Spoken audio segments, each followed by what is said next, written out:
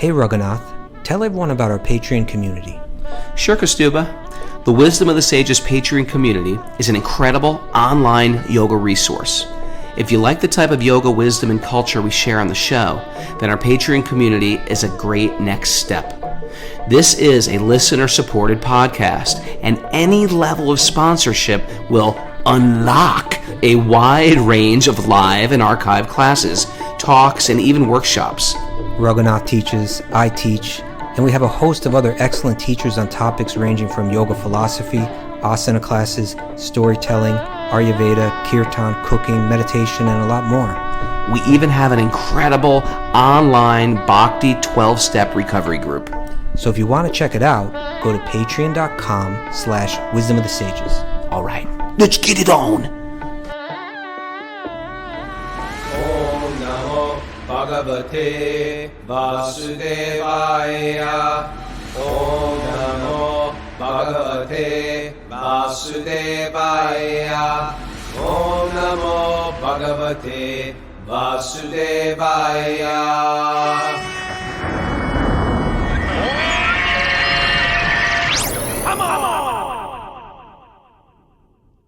Live from Super Snow Farm, this is Wisdom of the Sages, a daily yoga podcast with your host, Raghunath, and co-host and senior educator at the Bhakti Center in New York, Kastuba Das. Welcome to the show, everybody. Welcome to episode 1300. Woo! It's time to celebrate our 1300th episode. We're going to have a sort of unique show today. We're going to invite some people on the show live, share their experiences. What's it like here in the Bhagavatam every day? So we picked out a few people who really listen every day. Some people out there have listened to 1,300 episodes. And Not I also, yet. but, They're just starting the 13th right now. 13th. Okay, they've listened to 1,299. Thank you.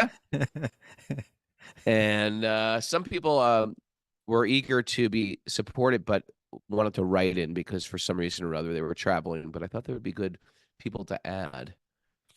How do you feel, Kastuba? 1,300 episodes This in? is just incredibly exciting. Over the moon. Is. This is the greatest celebration I can imagine.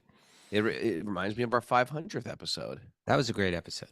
We were in Cali, Colombia, I think. No, No? Where was we? Was it? we were just in our homes, but that was a 2-hour special. Oh, really? I don't think this one's going to go 2 hours. I don't think. All right. But good. Go all day, perhaps. You're in a Just festive being- mood, Raghunath. I see that. Yeah, it's nice. One after another. How many millions of downloads do you think we have?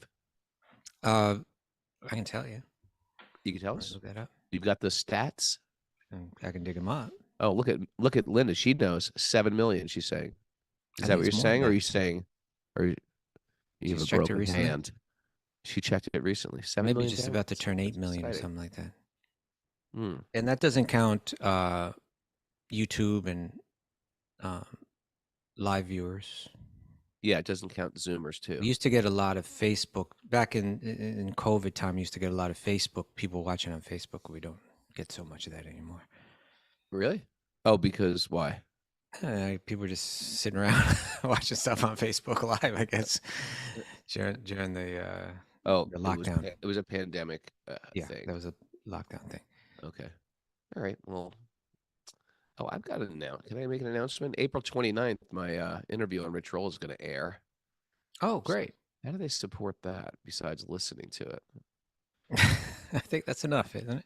No, I mean, there's ways to support. There's ways to make things. Yeah, no, they share it. They can share it. That's how to And do share it. it. Yeah, yeah. Share it with other people, or you share a clip. You know, he usually makes a clip, so you can share that clip on Instagram with friends, and say, you know, if you've got some friend you think would be into sort of bhakti, but they're a little skeptical and they think you've gone off the rails a little bit. You can say, well, you know, here's a really cool thing. I think you might like it. You know, you're going through your thing right now. I think you might like this little clip I sent to you. By the way, it happens to be the podcast I listen to every day religiously, and that's why I've changed my diet, my lifestyle, my habits, I canceled our vacation, etc. Yeah, might be. I got the number all time. All-time number for what This downloads? is just the audio downloads is Okay. 7,600,000 661,772. Cheers. That is beautiful. Something. It's exciting. All right, Mayor, do you have any announcements? Yeah, I think there's no show tomorrow, right, Kastuba? Because I don't know if we're gonna. When is Rogu available again? Saturday. I think we just may go till Saturday. Okay. All right, no show we'll till take- Saturday. We're going to Yeah, sorry celebrate about by that, taking people. a couple days off. There we Yeah. go. 1,300, and then we really nose dived. Yeah, I'm traveling to London tomorrow to do some stuff for Vonnie, and then I'll be back on You'll be back on late Sunday night. Yeah. So we try to do. But we'll do a show on you'll Saturday. be available to do the show for Q&A on Saturday. Yeah. Okay. So Saturday there's a show. Want to say All right. 7 o'clock? How about 8 o'clock? Our 8 usual o'clock. time? That's what I mean. 8 o'clock. Yeah. So we'll be back at 8 a.m. Saturday. We also have Back to Recovery group meetings online. The men meet at noon today, and the women meet at 2 p.m. Eastern time. And coming up this Sunday is Bhakti Center's Urban Davy program. Sunday at 11 a.m. through bhakticenter.org. And Kastuba is going to ask me the topic, which is why do I react the way I do? Oh. And it's led by the speaker is Vrindavan Vinodini Devidasi, who's a Okay. leadership and mindfulness coach. Always an important question. Yes. Yeah. Good one. Why do I react the way I do? Yeah.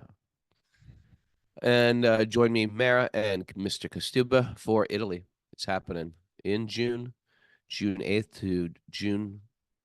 June 11th. No. Okay, 18th. June 11th through the June 18th. Oh, it's June 11th. Okay. June 11th. Okay, great. Join us. It's on our website, wisdomofthesages108@gmail.com. Filled with fun little excursions to beautiful places. Lots of kirtan classes, more kirtan, more beautiful places, more delicious food, all in an ashram setting. You get a little sort of, you ever wanted to live in an ashram? There's your chance. You get to live in a beautiful ashram in the Tuscany hills, 30 minutes from Florence. A lot of people are coming early just so they can hang out in Florence for a few days because we have a day off where people can go to Florence, but some people like to come a little early and just hang in Florence and stay in Florence. That's a good option too. You can call us or write us and ask us. But we'll go to other beautiful places like Cinque Terre. This year we're going to Voltaire. We do some swimming. It's a really nice trip, and it's kid friendly this year because a lot of kids are coming, including my kids and Mukunda Kishore's kids, and some other kids I can't remember. But join us if you want to hang in Italy with us. Alrighty. Raghunath, your festive mood is the announcement just you got all worked up, and you just let's get festive. You know, I've been a little sick lately. I'm a Oh, little sick and trying to get it together before I got to get on this airplane tomorrow. okay. So what's happening today? Tell the people what's going on. Well, today we're going to start with a letter, and the letter is from Ramit. Let's do Ramit's Well, hold letter it. first. Why don't we frame out the whole show? So Okay, the idea is the show going on is today? we're going to read a letter, and then we're going to invite someone on, then read a letter, invite someone on, like that, back and forth, back and forth. and back people forth. are sharing what? What are they sharing? They're sharing their appreciation for Nityam Bhagavat Sevaya, hearing Oh. the Bhagavatam every day, which is what we do, How it which is changes your recommended by life. the Bhagavatam itself, and how it's changed them, how it's upgraded their life, how it's upgraded other people in their life, what people notice the changes in them, and with a little sort of intro is maybe how they got into this in the first place, because we Okay. have a very big community of pretty much people we're not necessarily connected. You know, we got a handful of people that are already devotees who like the podcast, but a lot of the people that they're Are just new sort of to like this. new to this whole culture and these Or ideas. even we've been devotees for a long time, but we don't actually hear Bhagavatam every day.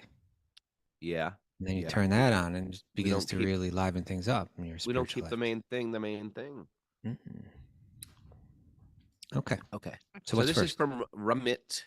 We call her Ramit Pandit, but Ramit and Carla own a yoga studio in Brooklyn called Jai Yoga, and they're great souls. Been to India with us and come up to the farm a lot.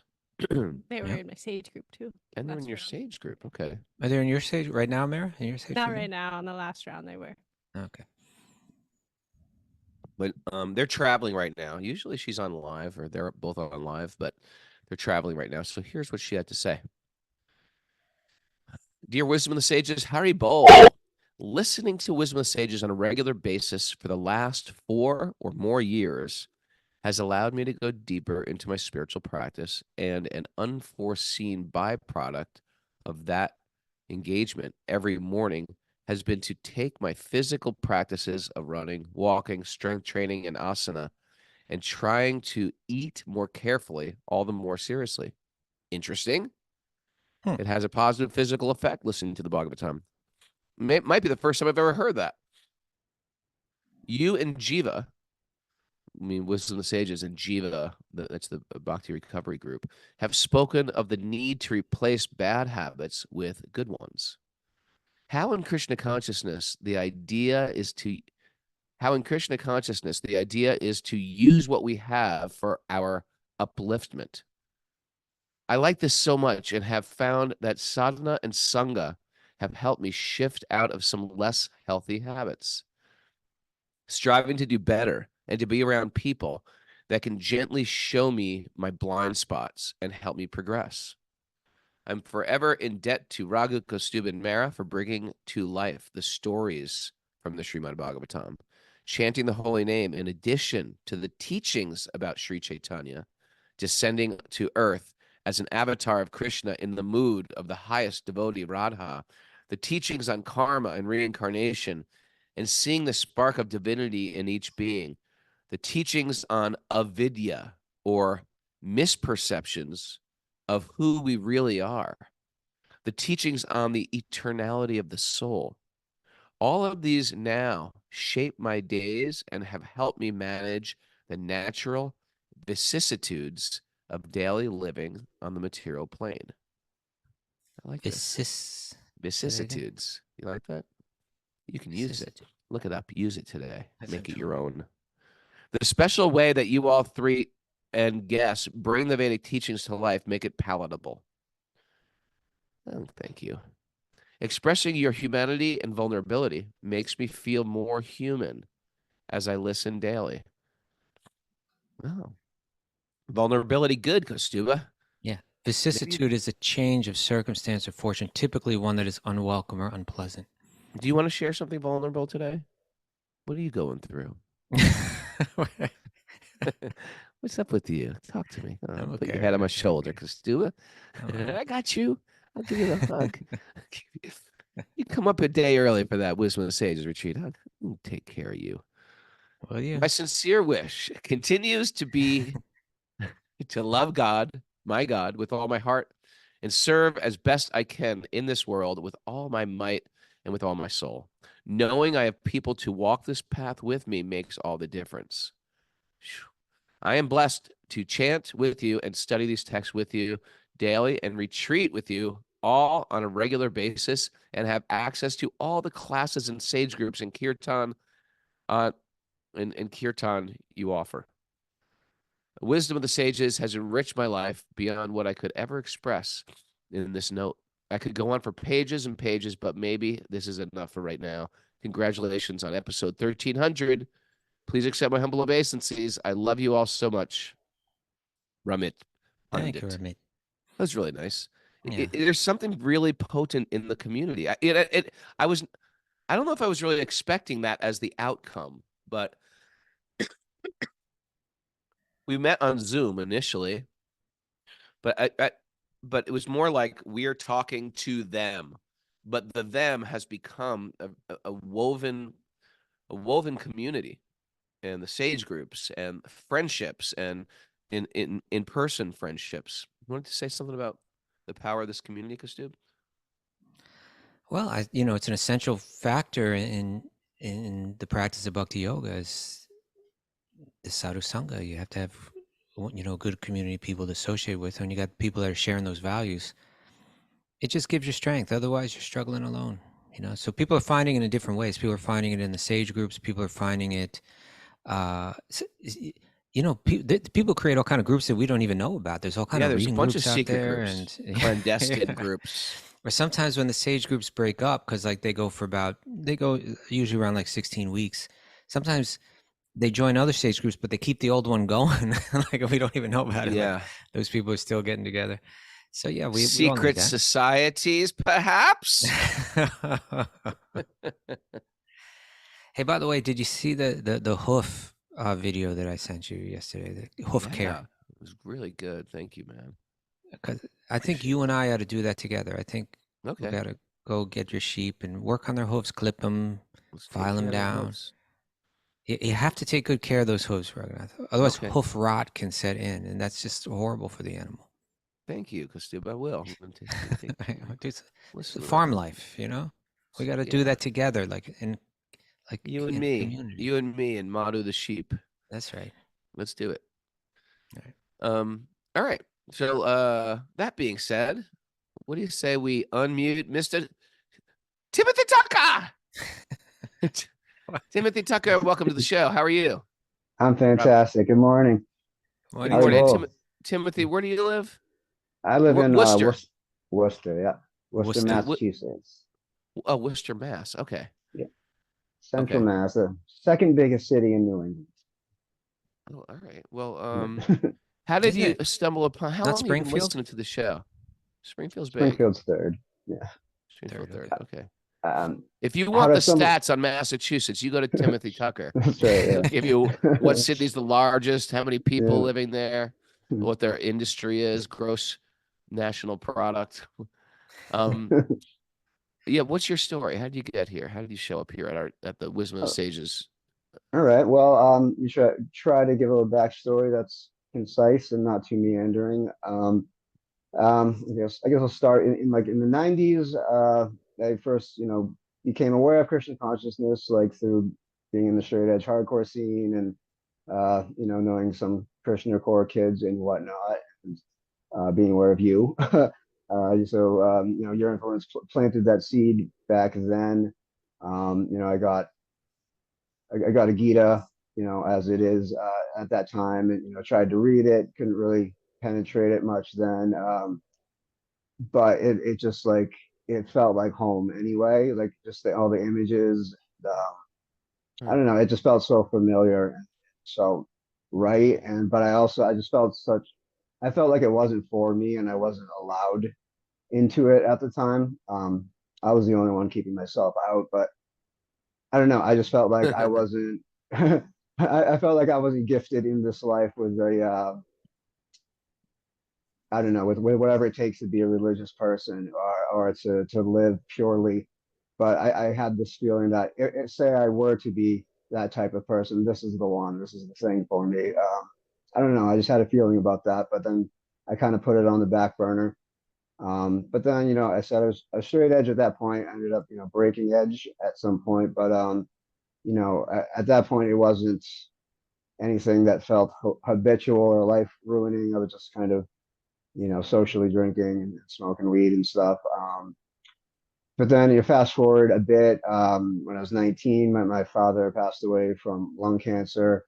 And yeah, and instead of, you know, instead of like Raghunath taking the pilgrimage to India, I took a pilgrimage to the Dunkin' Donuts downtown where I knew all the heroin addicts hung out, and went the other direction. And I don't know, my dad was passing away from cancer, and there's hard painkillers around and stuff, and so that was there.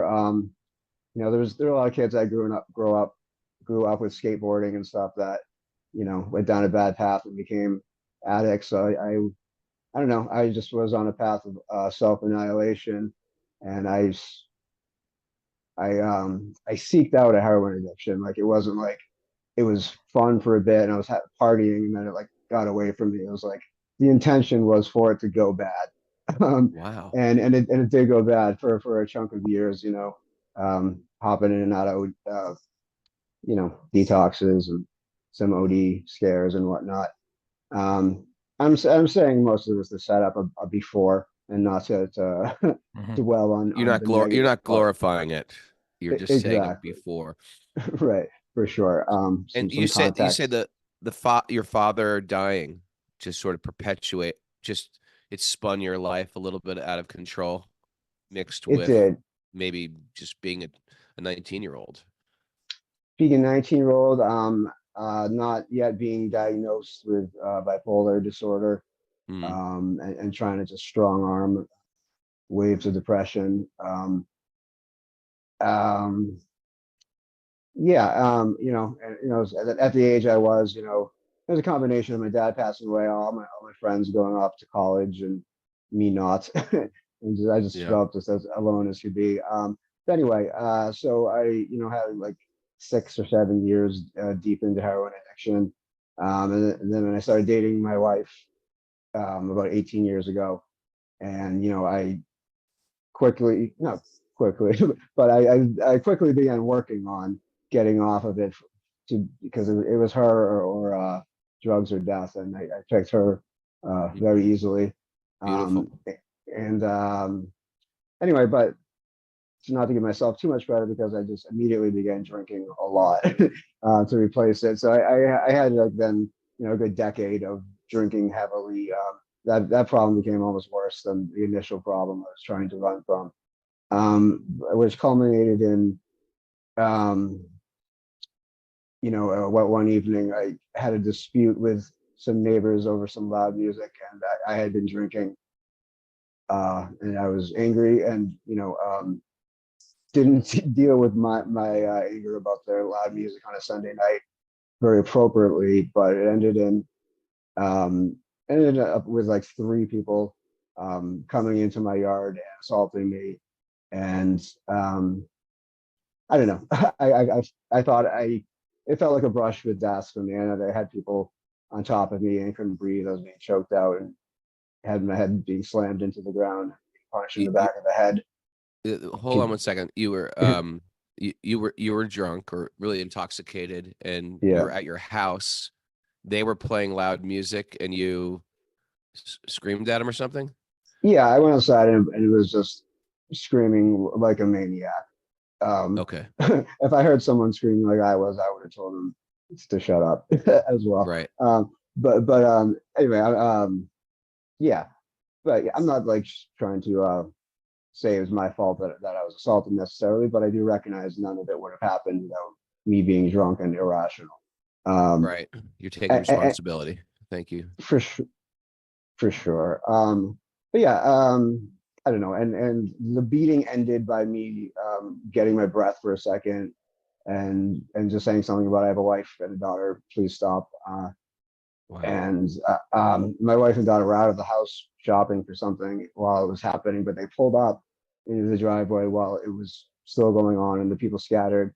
And I just saw my wife get out of the car with my infant daughter at the time in Mm. her car seat, and I saw my daughter's face right away, and I knew I knew that couldn't be the life that I was making for her. But yeah, so that's when I really dove in hard to spiritual study and a daily meditation practice and stuff. This was about a year before Wisdom of the Sages, but that's what really made me dive. I say dive in, but yeah, that's what made me just like really get more interested and seek out yogic practices and whatnot, without a too specific of a focus. But listen to a lot of Ram Dass and the people you'd expect that are out there David, and easily beautiful accessible. story. Welcome. Yeah, Welcome to this family. We're thank glad you. you're here. Yeah. And so how Um, has the Bhagavatam affected you on a regular basis? so hearing on a regular basis, it's just as you say all the time, it takes me out of me being in the looking at myself in the center. It it's the prescription I need every day, more than anything like any therapist has ever given me to go through the world, because um I don't know, no matter where I am, no matter where my head is at, after hearing the show in the morning, it's not always like a magic wand that fixes where my head's at or anything like that, but it always sets me in the right direction. I always feel like it grounds me. I always feel like it puts me in a place where I'm now capable of making sound decisions and not acting from a place of emotionality through the day. It locks me into a mindset of looking at the world logically and scientifically, and with a mind of service first and foremost. That's beautiful. That's beautiful. And I think on behalf of everybody, want to appreciate your vulnerability too, because just to share that gives us sort of permission to realize like we're all a little bit of broken in this world. And when someone can actually state their struggles and what they went through, it makes us not want to bury our past, but sort of like share it with people that we trust, and therefore confront it and deal with it. And it's quite beautiful how you've overcome with the help of community and God and family to propel you out of that mud quicksand, so to speak. And your thriving new hobby / business of Timothy Tucker t-shirts, which we love. Which wouldn't be anything without your encouragement and and help with that for sure, promoting it. But if I could mention, if you're interested, the Etsy for it is Timothy Todd t-shirts.etsy.com, and my Instagram is also Timothy Todd t-shirts. And if I could quickly mention my wife's Instagram for her new culinary endeavor is You may. I may. All right, great. On Instagram is Metta Heart Kitchen, METTA Heart Kitchen, as you'd think it would be spelled. So, but yeah, check that out. It's a brand new thing. So this has been a paid announcement. Yeah. No, we'll put those up on the board. We're really happy, and we're really happy for your family. You have a beautiful family, and good to meet you in person at that show the other day. And keep up the good work. You got a community of support behind you. And thanks for being part of this community, Prabhu. Thank you. And I just quickly want to mention, shout out to Om Rishikesh and everyone in my age group. But great. And thank you so much for the opportunity to speak to everyone. Beautiful. Thanks. What a great share. All right, Bo. That was beautiful, huh? It's great to hear people's stories. And sometimes when they come from like these like actively searching out addiction, that's like the fast track towards hell, that you're actually looking for it to get rid of pain. And when you hear, sometimes it's not in the steadiness, but in the, I was in hell and now I'm not in hell anymore, and this is what I did. Those are the things that can really inspire you when you go through these complete makeovers of your life. I'm inspired by that share. Me too. Yeah. All right, let's get to a letter. Mayor, where are those letters? Did I lose it? Okay. All right, this is from Yugala Kishore. Yugala Kishore is an interesting guy. He was just with us in California. He's a daily listener. He and his wife, Brajamandala, they both live in Southern California in Encinitas. And he was following me around last week with Mukunda Kishore and doing videos for me. I just posted a video that he shot. But they're both professional photographers. And she has been a devotee for a while now, maybe 20 years, if not longer. But he was sort of never into it. They were just married, and he was just watching his wife into it. So here's what he has to say. Hare Krishna, Kastuba, Mara, Raghunath, please accept my obeisances. Greetings, dear devotees. My devotional name is Yugala Kishore Das, and I am a disciple of His Holiness Badri Narayan Swami in San Diego, California. I hope this letter finds you in good spirits. Firstly, I'd like to extend my heartfelt congratulations on reaching episode 1300. We can say that today to people. Happy 1300. We can just say that. Happy 1300 to people. You know, Okay. I'm going to send it to you. If you call me later, I'm going to be like, happy 1300th. Could be a little greeting. My gratitude for granting me the opportunity to share the impact of reading, hearing, and discussing the Srimad Bhagavatam has had on my life through this letter. I also want to express my sincere apologies for my absence. Tuesday mornings are dedicated to attending our temple's morning program. This is who I am. I hope it's okay, but I thought it would be good to offer a little perspective as to where my life was before becoming a devotee. I'm currently in my 50s. I used to eat meat and drink beer occasionally, and at times I overdrank. I am a former teenage drug addict who made many offenses to others, including my family. I betrayed people's trust in so many ways. I acted selfishly to get ahead. I lacked humility and had an ego the size of King Kong. Little did I know that I was my own worst enemy. I was simply going through life in a way that society and my family had expected of me. I was living in a place where I was worried about how others perceived me, how much money I had in the bank, and how well was my business doing. Never thinking of confronting who I was, who I had become, living in complete anxiety and trying so hard to control all these external forces to become happy. What do you think of that so far, Kostub? Oh, I'm interested to hear where this goes. Yeah. Yeah. Look, here comes the happy ending, I think. Well, understanding death. 2016 had been particularly challenging for me with the profound loss of both my parents. This is a reoccurring theme. They were involved in a tragic car accident. Days after the accident, I held my father in my arms in his final moments.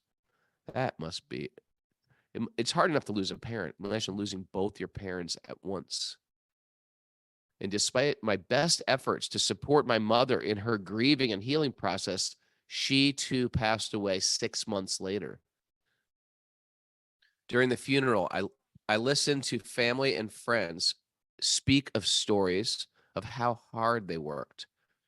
I thought worked hard for what? None of that mattered anymore. I started to question my purpose. It was a life-altering experience, one that I struggled to come to terms with for years. These are big questions because culture has us working so damn hard just for the basics. And then sometimes you meet somebody who's just sort of like living a sort of a simple life, and you think, well, why don't I have a simple life? Why did I complicate my life so much? And what's the why? That was the topic of my last little Instagram post. What's the why behind why I'm waking up, why I'm going to work in the morning, what I'm doing? Soon after my parents passed away, I received an email from Gunagarahi Das Goswami. I held on to this letter for many years as he wrote this while in Mayapur, battling with his own health because he left his body due to cancer. He shared with me that according to Vedic philosophy, because my parents are spiritual beings, they are now living in a body where they have the opportunity to continue unimpeded to make progress towards inner perfection, happiness, and love. Krishna is the source of that love, and he is just waiting for us to look his way to find it. It is said in our sacred texts that if the family member of a deceased relative turns towards Krishna, that deceased relative enjoys great spiritual benefit.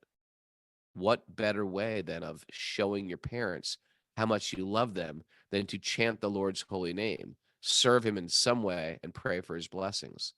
Okay, so that sounds like he was getting into Krishna to serve his parents who had passed away. So fast forward to 2020, my wife, Braj Mandala, was listening to an interview featuring His Holiness Radhanath Swami and Raghunath on your podcast. As we listened to their insights, I found their words resonating deeply with me. It was as if they spoke my language, and I began to find the concept of bhakti increasingly intriguing. Okay, so he still wasn't into bhakti at this point. Keep in mind, since my wife was a devotee, I was exposed to bhakti in many ways. I traveled to India with her. I met and spoke with swamis and attended festivals and home programs.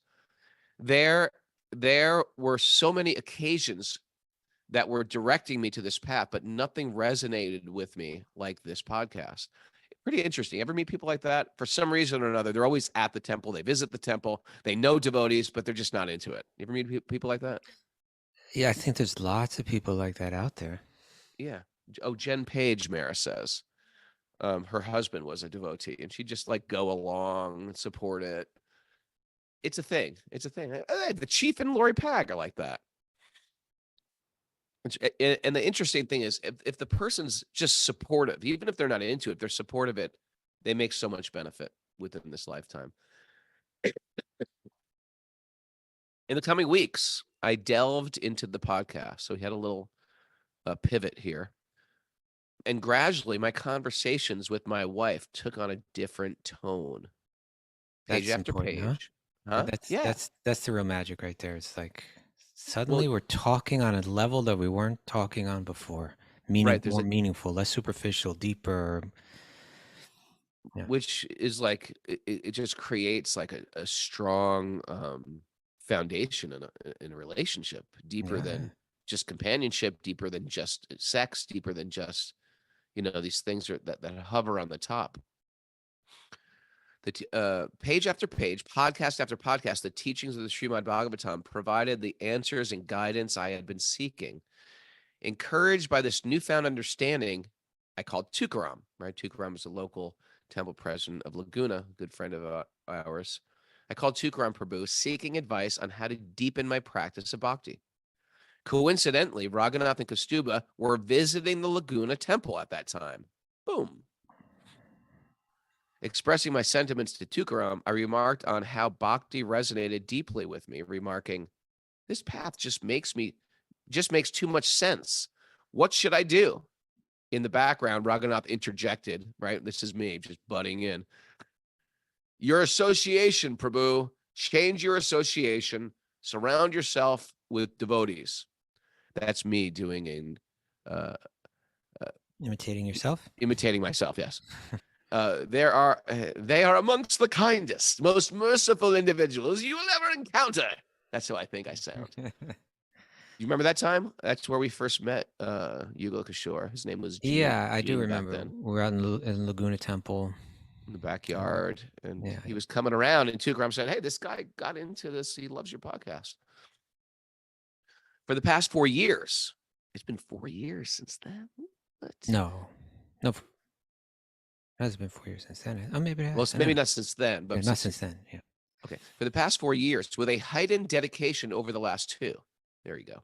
I have wholeheartedly immersed myself in the practice of bhakti under the guidance of a bona fide spiritual master. I've taken initiation, committed to fulfilling my vows of the 4 regular principles. Regularly, I diligently chant my rounds and actively engage in serving the Guru, the San Diego Temple, and the community. Bhakti has permeated every aspect of my life. I still grapple daily with the challenges posed by my mind in navigating the complexities of the material world. Instead of blowing up in anger and saying things I would later regret, I've learned to listen attentively and address the root of the issue with patience and understanding. I travel to holy places on pilgrimage to understand the pastimes of the Lord and deepen my practice. Viewing my wife as a beloved devotee of Lord Krishna, I strive to honor and cherish her as such. How beautiful. Serving my Guru is to serve Lord Krishna himself. I have a more disciplined weekly routine. I utilize my skills as a professional photographer and a filmmaker to serve the devotees at our temple. Here's realizations. The daily immersion in the teachings of the Bhagavatam have revealed to me that the roots of my challenges lie both externally and internally. While I may have little or no control over external circumstances, I've learned that I possess the power to shape my internal thoughts. It's far simpler to attribute my anxieties, conflicts, and shortcomings to external factors, to find something or someone to blame and complain about. This approach absolves me of responsibility and protects me from the discomfort of change. Yet through the podcast, I've come to a sobering realization. The true source of my struggles lies within. I had to find strength from within. Recognizing this has been both empowering and daunting. Wow, that's a spiritual path. It underscores that I alone can resolve my inner conflicts and overcome my limitations, learning to regulate my reactions and control my senses. This path to transformation is neither swift nor easy. It requires steadfast dedication and a willingness to embrace discomfort. Yet I've come to understand that the lasting change begins with small, deliberate actions, each step building upon the last, gradually moving forward. Great realizations, huh? Yeah. It's gotten deep. The teachings of the Bhagavatam have revolutionized my perspective on the world. I've discovered a profound sense of joy and contentment, unlike anything I've ever experienced. There are moments when I feel utterly consumed by it, never wanting the kirtans to end or the Bhagavatam class to conclude. I yearn for more time in the company of devotees, eager to learn and serve the best of my ability. In closing, I want to express my gratitude for the transformative impact of your podcast, my teachers, and the devotees have had on my life. Your teachings and the wisdom shared through the platform have provided solace and guidance during some of my darkest moments. I hope this letter conveys my deepest respect and appreciations. Happy 1300. Yugala Kishore Das. How beautiful, huh? Thank you. That was really nice. It's inspiring hearing people's transformation. All right. Mara, who are we going to bring in? I think we're going to bring in Eileen Shovelin. She's a regular Zoomer. And Kostu, feel free to comment on any of this if you want to comment, or you get some realizations yourself or appreciations. It's really nice to find just people that you don't know and hear their story, or sometimes we know just them a little bit, but when you hear their story and what they went through, it's quite inspiring. No doubt. Eileen Shovelin, welcome to the show. Good morning. Thank you so much. Have I been pronouncing your name right all these? You've been doing great. Okay. We call her nickname. If you're on Zoom, oftentimes you get a nickname. Her nickname's been Shovel in the Mercy. Shovel in the Mercy, tell your story. What's your story? Who are you? Where are you from? And Bhagavatam every day, how you stumbled upon the podcast, etc. Now, first, I want to just thank Prabhupada and so much gratitude to him for enabling us to be here. And thank you to the two of you, because I know that this is Krishna's work, but having you be the conduit of that and using your wisdom and your experience to bring this alive for us has been life-changing. So thank you so much. Thank you, Eileen. Thank you. So I'm from outside of Philadelphia, and I was brought up a super Catholic. So Krishna was super Catholic. So I was kind enough to have Krishna plant that seed from birth. But I will say, fast forward, lots of material success. I had my son when I was in college. So there was a little mercy that really unfolded as my life went on, and kind of lived the corporate life, the party life. And in 2020, I started kind of feeling that innate lack of purpose, lack of fulfillment, and where I had judged my life on how much I could achieve for my worth, I realized how empty that had made me. And my first Krishna miracle was being drawn to a retreat up in Vermont with Katie Ribson from Long Beach Island and Kishori Gopi. And I was going to do an asana. That's what I was doing. I was escaping. You were just Philly. going for a yoga retreat. Little did you know. And the Bhakti Yogi snuck in there. And then the interesting Krishna miracle after that was I did start working with Kishori to really just help me remember Krishna. And simultaneously, I met you. You did a flight school in Long Beach Island. And because I had heard of Kirtan and really was drawn to Bhakti by Kirtan, you were doing a Kirtan and the class and the storytelling. So I actually got to meet you in 2021, just kind of by accident. But it wasn't by accident, obviously. And then the Krishna winks, the God winks just started happening. I went to another asana class and was introduced to a beautiful devotee, Andrew, who introduced me to Haryashva at the Bhakti Garden.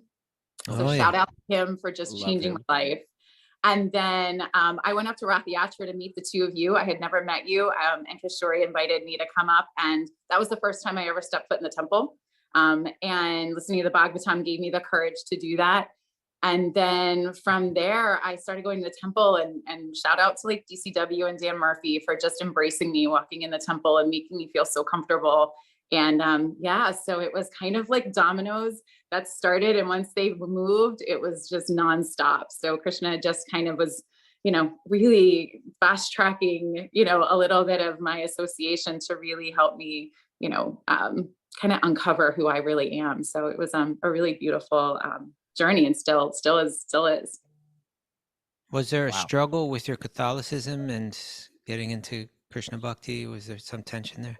I don't think there was. I mean, I think because for me, what was missing from Catholicism for me was that loving God, that personal relationship with God. And so once I was able to hear the mercy of Krishna and how Krishna is there to, he's sad when we fall, and he wants to lift us up, and he wants to be our best friend and walk alongside us. To me, that complemented my Catholicism so much. So I think at first I fought it a little bit. I'm like, oh, I'm throwing off the Catholic. But I think in the past couple of years, I've really seen the beauty. And I think Radhanath Swami does such a wonderful job of showing us how different faiths can kind of, help us understand God in many different ways, and how Bhakti really elevates that taste. So I think maybe in a little bit, because there was like some struggle, but I think long term, it was just such a gift that I had that in my life. Great. Super Catholic. Are you, you have all the prayers memorized. You were confirmed, you penance, 16 communion. years of Catholic school. Oh, wow. Yeah. But a lot of people went to 16 years of Catholic school and just we were sort of like strong-armed into it by their parents, but you were sort of in it. You were like in it, waving the flag. I definitely got out of it. I think Krishna consciousness brought it all back together, but I still went to church and I still prayed. Prayer is a big part of my life. And again, hearing the Bhagavatam every day, I think that consistency and that, daily routine has helped me cultivate a better devotion, because this routine of hearing the Bhagavatam led to a routine of, puja every morning. And that led to a routine of gratitudes every morning before I got out of bed. And so I think the importance of habit is really part of why this show has been so formative for me. That, as you get in this habit, you learn to see God in everything, right? So as you go through your day and have this routine, I can see Krishna's hand, in my life before coming to Krishna consciousness. And I can see daily, as I hear what the sages have gone through and what different devotees and the struggles they've had, I'm able to see those God winks, those Krishna miracles, that hand of God in my life, because I can apply what I'm hearing from the Bhagavatam. Well, another beautiful story. Yeah. And I think that accountability, I think the problem with also like the perfectionists of all of us is that we want to be perfect. We want to speed this up. And I think the way that you and Raghunath, you and Kasuva Prabhu have put this show together, it helps us get like 1% better every day. That the bite-sized pieces, the short lessons have really showed us that the progress is so important, and the perfection is really our false ego talking.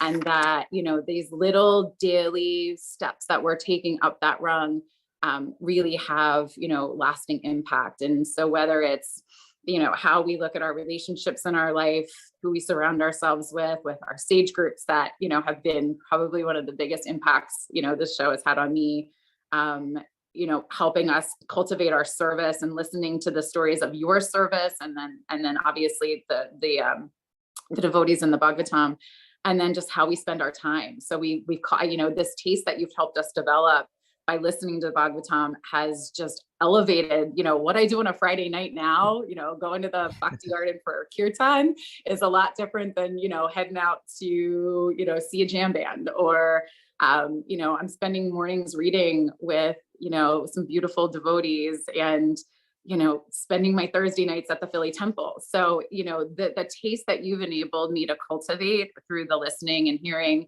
and the prayers that you've helped us learn has just really helped me blossom. Feels good. It's exciting. Thank you, Eileen. Thanks you for sharing too. I think we all grow a little bit hearing everybody's shares. Kastub. So Yes. we have another. We're gonna go a little bit over, but not long over. We're gonna go another reading, and then we're gonna have Ishwari Sundari come on. Mary, you want to read this? I feel like I've been reading too much. This is from Rick Lesher, and he's from where's he? He lives in New Mexico. Taos, New Mexico. He's a regular Zoomer, but he couldn't be on today. But here's his letter. Raghunath and Kastuba. Isn't it interesting? Some people say Raghunath, Kastuba, and Mara, and sometimes people just cut Mara right out of it. They probably That's fair. confuse, like, do we give Mara the credit too? I don't think I deserve any credit. It's okay. It's okay. He just made the choice. He just said Raghunath, Kastuba. It's okay. The gratitude that I have for the daily association with the wisdom of the sages community and sacred study of the Bhagavatam is beyond words. I was raised in a middle-class home and raised Catholic. My parents became evangelical Christians when I was in high school and got got a bad taste. I did not believe God could damn good people simply because they did not submit. Later in life, I married into a Jewish family. My wife and I have been married 22 years, and we have a 19-year-old son in college. About 7 years into our marriage, we started having problems, mainly communication issues and a lack of awareness and support I provided my wife during the postpartum period of our son's early years. During this period, we started marriage counseling. Our therapist was a very spiritual person and recommended that we attend a yoga/meditation retreat. Interesting. I did not even know what yoga was at the time, and I'm sure I did not want to go. I was into drinking beer and racing mountain bikes, and a retreat was for sure going to get in the way of those things. Yeah. The retreat ended up saving our marriage, but not only that, it cracked open my heart and the deep appreciation and love I have for my wife. I was asleep and yoga started to wake me up. From there, I was hooked on yoga, everything about it. I sought out the best teachers, went to 200-hour teacher training, traveled to India, and soaked up as much of the philosophy as I could. I learned to maintain a 6-day-a-week asana practice in Ashtanga Vinyasa, and my life completely changed. Wow. Yeah. Fast forward to when Eddie Stern was on the Wisdom of the Sages podcast. I was totally blown away and started listening in the summer of 2020. Okay, so hold on a second. So Eddie Stern was on probably way in the beginning of 2020, right? Yeah, I think so. Okay. Yeah. And Eddie Stern, Kostuba was a big part of that community in New York City back in the, what was that, 90s, 2000? No, 2000. Yeah. Okay. I'm So- seeing the connection. I think he's like in Taos. Is he from Taos? Because Yeah, yeah. Taos, there's a whole Ashtanga yoga world and Hanuman worship going on there. Yeah, It's a thing. It's a Hanuman worship thing. going in on. Yeah, there's a Taos. Hanuman temple. Mm. Okay, continue on. I became a Zoomer October 2020. What connected me most was the teachers. Raghu and Kastuba's humor, honesty, and humbleness was refreshing. I've seen a lot in the yoga world. Humility and humbleness, especially in Ashtanga at the time, was not something I was used to. I There's felt a little stoicism going on in the Ashtanga community, isn't it? What do you think? I mean, there's different things, all kinds of people, but okay. Oh, there's I don't want to I thought there was characterize just everyone. I don't want to throw type everyone of in. person. Yeah. Well, I mean, when it's bodily focused, stoicism and perfectionism with the physical body, that probably could prevail because those are would be the heroes, the ones who can do the second series or third series, and Yeah, that was definitely there. yeah. I felt refreshed, and it also helped me feel okay about my flaws. I also started becoming very aware that I was a good yogi in the shala, but the minute I left and hopped in the truck, all my anxieties and aggressions were left unchecked. Mm. Happens to me when I hop on the truck too. Okay, go on. That's why you drive that truck, huh? I think Good somehow for reflection. I think somehow I justified to myself that I did time on my mat every morning. That was enough. My ego fed off the results of my asana practice, which led to injuries. Huh. That's another important thing for yogis out there too. Sometimes we start off for this spiritual reason, get into yoga. It gives me some spiritual payback, showing up on a regular basis, connected with my breath, mindfulness, a newfound freedom within the body. And then it can cross the line to, yeah, I'm open. I'm Obsession. better than this person, right? Competition. So my ego fed off the results of my asana practice, which led to injury. Krishna was helping me progress to the next chapter of my spiritual journey. Interesting. When I first started listening to the podcast, I was not familiar with Srimad Bhagavatam and had limited exposure to Bhagavad Gita. The podcast transformed my understanding of the real meaning of yoga, which is self-realization and a lost relationship with the Supreme Personality of Godhead. The podcast has been a springboard for daily association with my teachers and like-minded spiritual seekers. I've had the amazing privilege to be in sage groups for which I've grown as a devotee through friendship and weekly study. Great. The podcast has opened lifelong friendships, travel, and groups like Krishna West to myself, and I feel so blessed to be here. One final reflection. It's so interesting how the podcast seems to dish out the medicine of exactly what I need almost daily. Wow. It's funny because I hear other listeners have the same experience. Yeah. With deep gratitude, Rick Lesher. Beautiful. Oh, thank you, Rick. That was great. You know, someone just told me their father had passed away just yesterday, and he had to go to his house to declutter that house.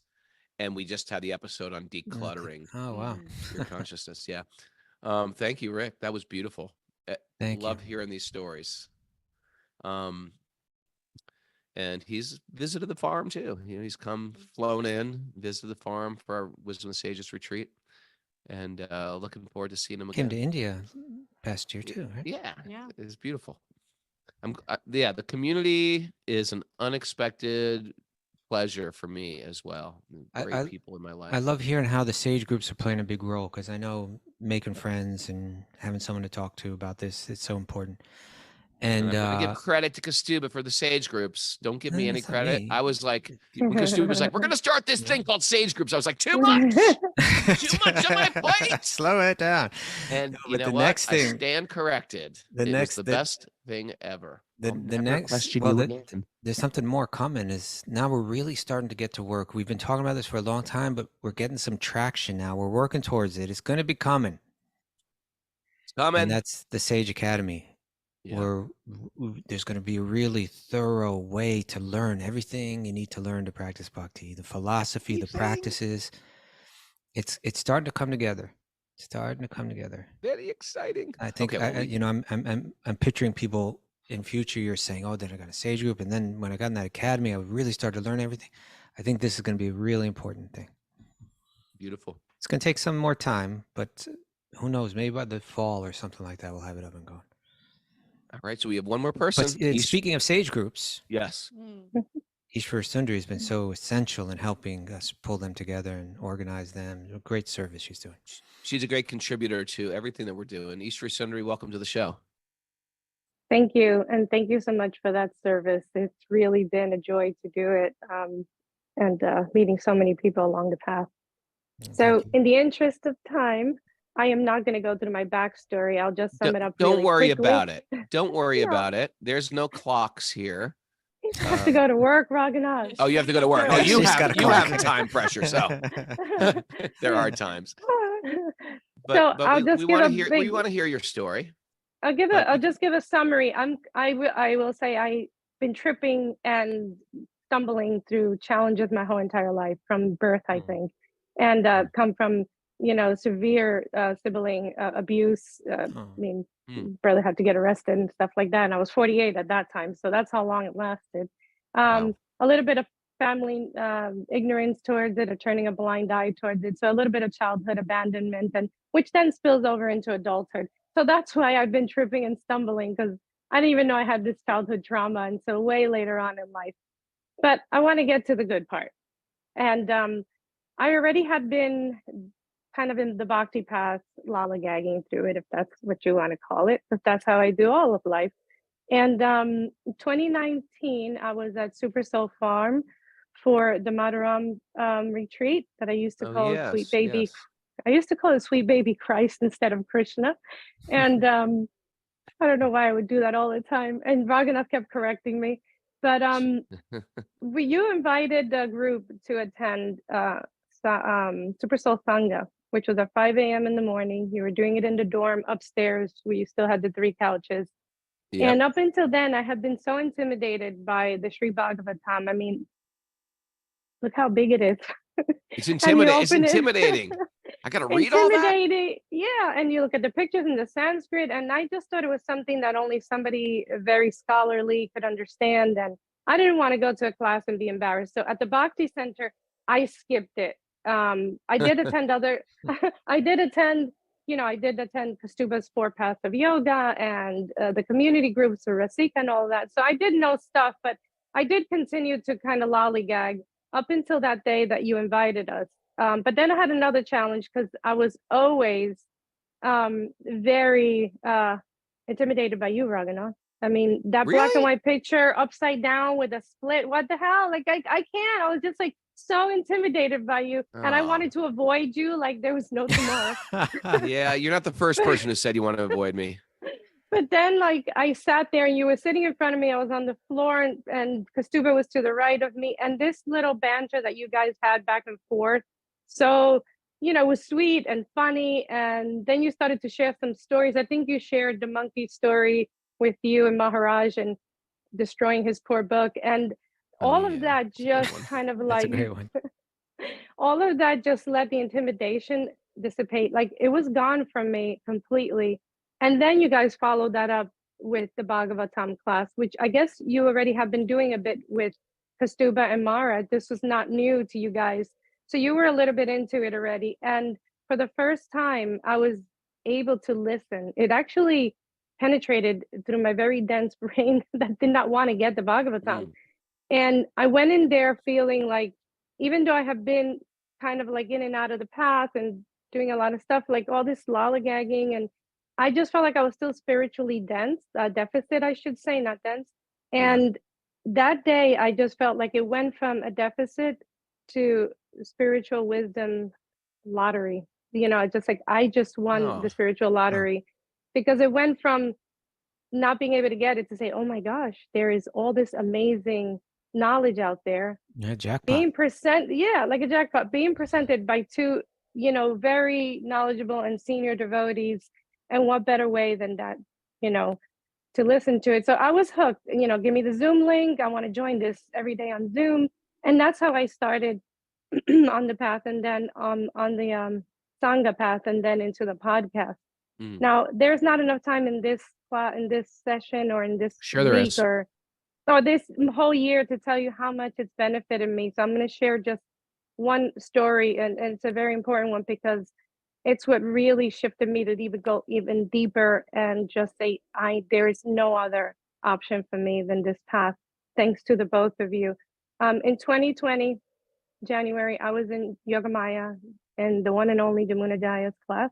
And I was doing chaturanga, which I was the chaturanga queen. Give me 50, 60 of them a day. I'm happy. And you were the chaturanga queen? I loved it. I just loved it. I don't know what it was about it.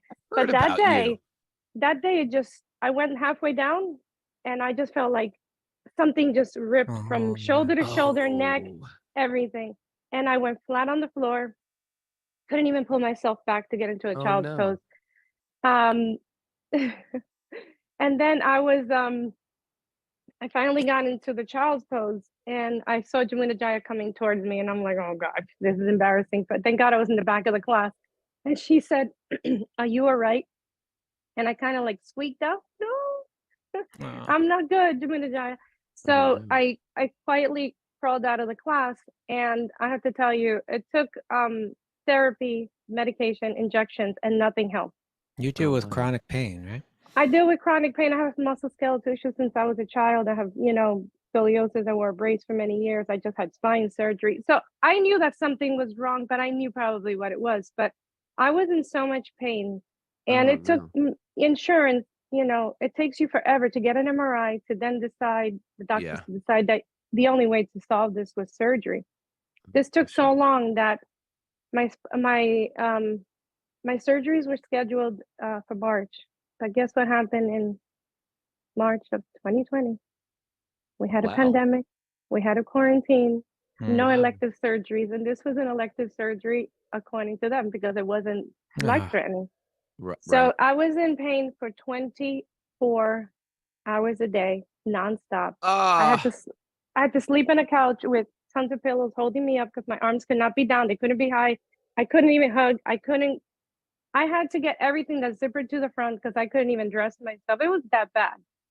And I'll tell you, I think this is a Krishna miracle, but I noticed that the only time that I did not feel pain, and I kid you not, was from 5 o'clock in the morning to 6 a.m. in the morning while I was watching the Wisdom of the Sages podcast. I felt nothing. I felt nothing. And Wow. it was like, and at first I didn't realize it. It was kind of like, it took a little bit of time. And I'm like, and then when I noticed it, I'm like, this is not real. But every time I was on the show and live, especially, I did not feel pain. Shortly after, the pain would just come back. So I don't know if this was some transcendental, mercy from Krishna so that I could continue to take in the Bhagavatam. But I definitely believe it was a miracle. And just a little bit more, and I'll be quick. My challenges didn't stop there. I wasn't able to have surgery until July. But Wow. in June of that year, I already have been, I'm telling, my life up until then was already extremely challenging. I was like ready to throw in the towel. And in June of 2020, I still don't have surgery. I'm still in excruciating pain, and I'm sitting in the couch in the living room. And somebody very dear to me, which just for the protection of his, identity, came up to me and asked me for permission to commit suicide. And I was paralyzed from head to toe. I Wait, did so not wait, know what Someone asked you? permission to commit suicide. Oh, shit. So I sat there paralyzed, and I'm like, Krishna, what now? And I just didn't know how to react. Now, July, I'll tell you a little bit how that went. But then July comes, I have the surgery. I'm bound. This arm is bound to my body, and I am strapped. It has to be mobilized for 30 days before they take the binding off. I could Ah. take it off and on, but then that was July 21st. July 28th, I'm walking down the stairs. I felt like somebody pushed me, and there was no one there. I fell down the stairs. I broke my ankle. I didn't So know this. It's very comical to me because I laughed so hard after I fell down, and I am laying there like literal. This was bound. This one's here. I can't lift myself with this shoulder because this one has to have surgery too. My phone is in my back pocket. My ankle is broken. There is no way for me to get up, and I am screaming at the top of my lungs for somebody to come and get me. And everybody was home. I had a 4-family building at the time. My 2 boys had an apartment each, and I had a tenant. Nobody could hear me. Nobody Oh could my hear me. God.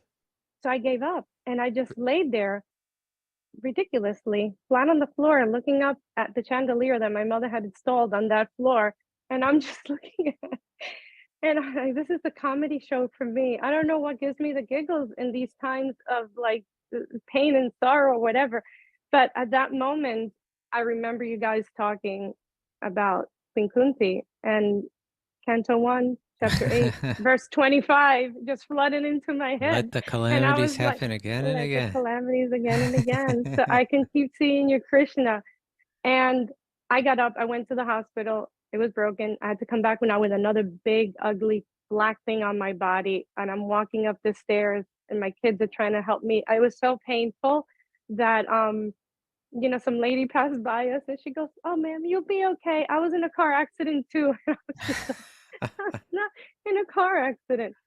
But all of that gave me the strength to then come back to this individual, the stories, the pain, everything. It's just like at those moments when you're going through so much pain, everything that you guys were teaching us so far, I've been like a year between the Sangha and the podcast.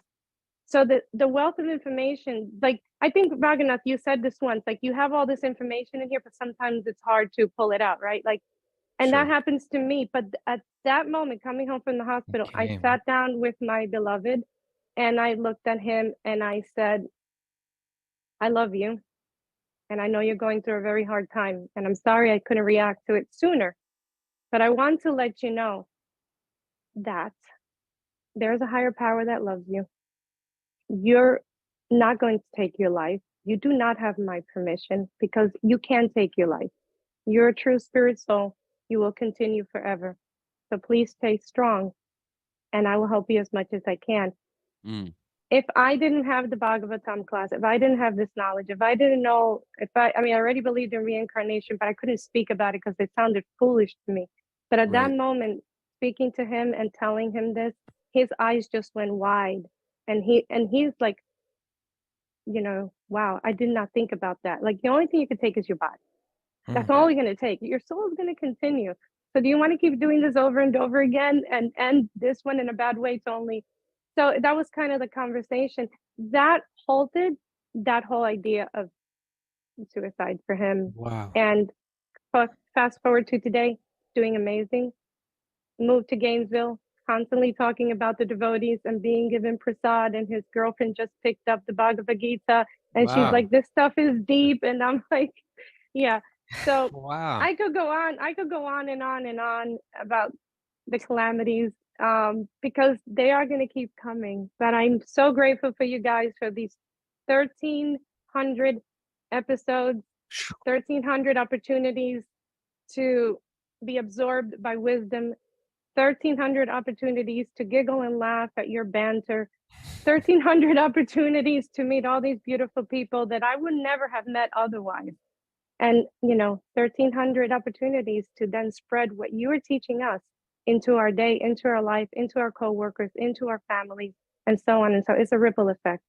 So thank you, Wow. thank you, everybody. Wow. Thank Ishvari you. Sundari. That was such a beautiful, during the middle of the show, I was like, okay, we're going to do Ishvari's last. I hope she's got a good one. She had a good That was one. pretty juicy. That was pretty juicy. The Chaturanga Queen is down for the count. And Krishna threw you a lifeline. Thank you so much for joining us, everybody. Thank you, Ishvari, Timothy Tucker, Eileen Shovelin, who came on live, and all the devotees that wrote in, Yugo Kishore, and Ramit Pundit, and Rick Lesher. Thanks for everybody here. Thanks for Mara and Kastuba, who make my life, you two make my life whole. Thank you. This love triangle we have. Thanks to everybody who listen on a regular basis. Thanks for all the others that are out there that we don't even know they're out there. We're very, very grateful to all you. Share the podcast with people that you love. And you want to support us, you go to patreon.com/wisdom of the sages. We're constantly scheming ways to expand this. And I want to thank Linda for all the help she's been given, the podcast, and all the people that are part of our sage groups. Feeling super grateful today. I want to thank Nityananda Chandra for his great contribution he does for the podcast. Mwah to you. And all the people that... What's that? Is that Sherry Sutton? Nityananda, who are you with? Yeah, we can't see. Can't see this. Anyway, put it on the board. And thanks to all the people who show up on a regular basis and listen to With his mother. Well, that's his mom. Your mom looks so young. I got like an old mom. My mom's old. You'll know it's my mom. You got a book. You gave your mom my book. Well, okay. Thank you. So you got a copy of the book, Mom? Great. Double it. And review it. Thanks for everybody who reviewed. I've been reading the reviews. Thanks to everybody who's coming to Italy with us. Looking forward to doing that.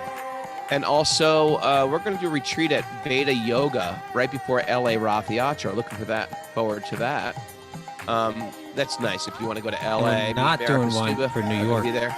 We're not doing the New York one this year. We're just going to have a big table at the Washington Square Park. We're going to have lots of kirtan.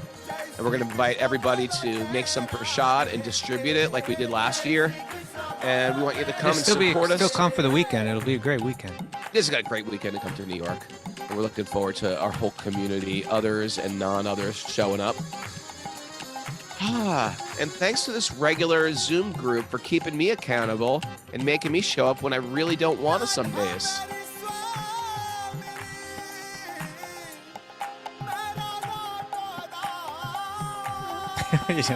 Everyone's got a good story, Kastu, huh? Wonderful stories. God. Wonderful stories. The stories of overcoming material. How about just like asking permission to die? What do you say to that? Unless you're Krishna conscious, what do you say to that? Don't die. It'll be hurtful. It's amazing how the Paramama just created the circumstances to give her the inner conviction and the power to have the words that she needed at that time. Yeah, and completely changed the course of someone's life. And Timothy Tucker and Eileen for being so vulnerable also in your shares, and it means a lot that people can just share like that and share sometimes I think it's important to have people in your life, in a community that you can share some of your big struggles with. I want to thank Jiva and the whole Bhakti Recovery crew also setting up communities for people to really share their hearts. All kind of stories there. Work on their issues so we can be our best person. And that's what this Bhagavatam is about. Being your best person in connection with Source. And walking to this world like a little empowered, less judgmental, more grounded, and find that real joy that comes not from stuff, but from Source. I'm going to miss everybody here. I'm going to miss you guys.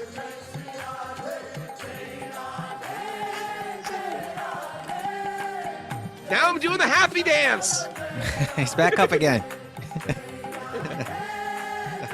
Mara's got to deal with this on a regular basis. No show tomorrow, no show the next day, no show the next day. Oh, tomorrow's, what day is it? Saturday, we're back for 1301. Oh, okay. We're back on 1301. Sort of lucky. Maybe we should have a celebration for 1301.